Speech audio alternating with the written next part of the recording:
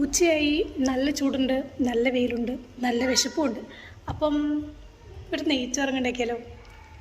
നമുക്ക് ഉണ്ടാക്കാം. എന്നാൽ പിന്നെ നെയ്ച്ചോറ് ഉണ്ടാക്കിയാലോ? നെയ്ച്ചോറ് ഉണ്ടാക്കാനുള്ള അരി ഇവിടെ റെഡി ആയിട്ടുണ്ട്. അപ്പോൾ വലിയൊരു പാത്രം എടുക്കുക, പാത്രത്തിലേക്ക് ആവശ്യത്തിനുള്ള നെയ്യ് ഒഴിക്കുക. അതിനകത്തേക്ക് നമ്മുടെ അലുകുലത്തെ സാധനങ്ങളായിട്ടുള്ള കറുവപ്പട്ട, ഇഞ്ചി, ഗ്രാമ്പൂ തുടങ്ങിയ ഐറ്റംസ് ഒക്കെ നമ്മളിട്ട് ജസ്റ്റ് ഒന്ന് വറുത്തെടുക്കുക. അതൊന്ന് റെഡി ആയി വരുമ്പോഴത്തേക്കും നമ്മുടെ അരി അങ്ങോട്ട് ഇട്ട് കൊടുക്കുക. അരി ഇട്ട് കൊടുത്തിട്ട് അരി ജസ്റ്റ് ഒന്ന് വറുത്തെടുക്കുന്നുണ്ട്. എന്തിനാണെന്ന് വെച്ചിട്ടുണ്ടെങ്കിൽ കട്ട പിടിക്കാതിരിക്കാൻ വേണ്ടിയിട്ടാണ്. ചിലർ നാരങ്ങയൊക്കെ ഒഴിച്ച് ചെയ്യുന്നത് ഞാൻ കണ്ടിട്ടുണ്ട്. പക്ഷെ നമ്മളിവിടെ ചെയ്യുന്നത് എന്താണ്, ഇങ്ങനൊന്ന് വറുത്തെടുക്കും. വറുത്തെടുത്തിട്ട് നമ്മൾ ഓൾറെഡി നമ്മൾ വെള്ളം തിളപ്പിച്ച് വെച്ചിട്ടുണ്ട്. ആ തിളപ്പിച്ച വെള്ളം കൂടി എടുത്ത് വെച്ച് വേവിച്ചെടുത്തിട്ടുണ്ടെങ്കിൽ നെയ്ച്ചോറ് ഇവിടെ റെഡിയാണ്.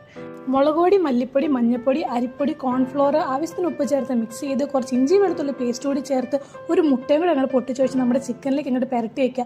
കുറച്ച് നേരം ഇങ്ങോട്ട് റെസ്റ്റ് ചെയ്യാൻ വിടാം. റെസ്റ്റ് ചെയ്തതിന് ശേഷം നമ്മുടെ ചിക്കൻ ഇങ്ങോട്ട് എടുത്തിട്ട് നല്ല ചൂടായ ഒരു പാനിലേക്ക് ആവശ്യത്തിന് എണ്ണ ഒഴിച്ച് തിളച്ച് വരുമ്പോഴത്തേക്ക് അതിനെ അങ്ങോട്ട് വറുത്തങ്ങോട്ട് എടുക്കുക.